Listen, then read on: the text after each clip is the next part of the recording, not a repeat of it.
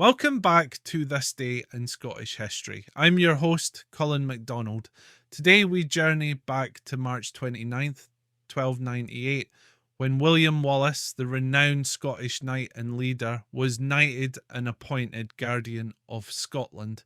This pivotal moment came after his significant victory at the Battle of Stirling Bridge and marked a crucial point in Scotland's struggle for independence. And if you're curious about other fascinating events that happened on this day in history, be sure to check out my blog at bagtownclans.com/thisday. The link will be in the description. By the late 13th century, Scotland was embroiled in a fierce struggle against English domination. King Edward I of England had deposed King John Balliol and sought to bring Scotland under his control.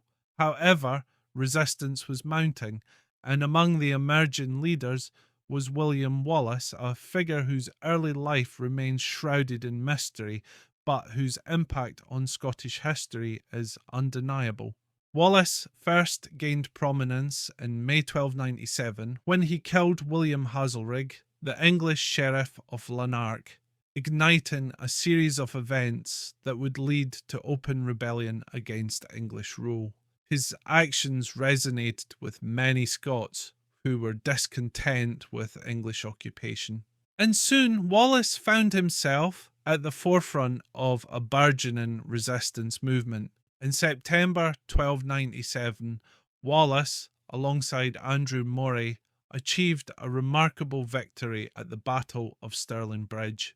Despite being vastly outnumbered, their forces utilised strategic positioning and the natural landscape to their advantage, decimating the English army.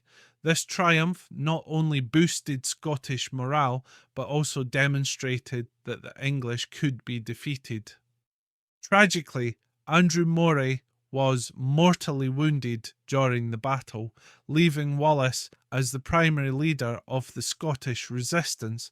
In recognition of his leadership and the need for a unifying figure, Wallace was knighted and appointed Guardian of Scotland on March 29th, 1298. The ceremony is believed to have taken place at the Kirk of the Forest in Falkirk, attended by nobles and clergy who acknowledged Wallace's role in the fight for Scotland's freedom. As Guardian, Wallace governed in the name of the deposed King John Balliol, emphasising the legitimacy of their cause and the desire to restore Scotland's sovereignty. He implemented measures to re-establish trade and diplomatic ties with European nations, notably sending letters to the merchants of Lubeck and Hamburg, inviting them to engage in commerce with Scotland, which had been recovered by war from the power of the English. Wallace's tenure as Guardian, however, was fraught with challenges. The Scottish nobility was divided, and not all were supportive of his leadership, partly due to his non-noble origins and the existing power dynamics among the Scottish elite.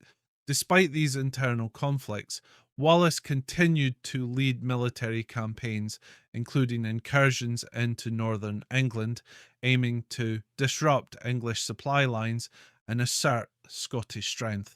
The turning point came on July 22nd, 1298, at the Battle of Falkirk. King Edward I, determined to quell the Scottish rebellion, led a formidable army into Scotland.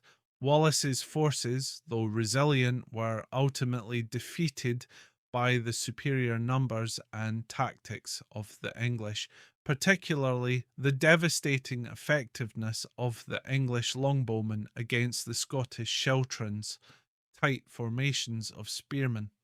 Following this defeat, Wallace resigned as Guardian, recognising the need for a leader who could unify the fractured Scottish nobility.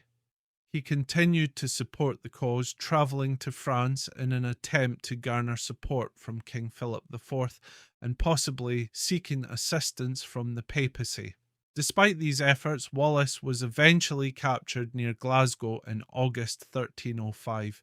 He was transported to London, where he was tried for treason and brutally executed on August 23rd, 1305. William Wallace's legacy endures as a symbol of Scotland's fight for independence and the enduring spirit of resistance against oppression. His appointment as Guardian of Scotland on this day in 1298 represents a significant chapter in the nation's history, embodying the struggle for sovereignty and the resilience of the Scottish people. Thank you for joining me today on this day in Scottish history.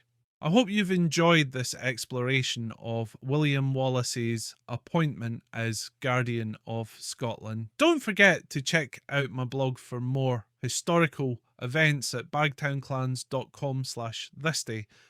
Tune in tomorrow for another journey through Scotland's remarkable past. I'm Colin MacDonald. Haste ye back.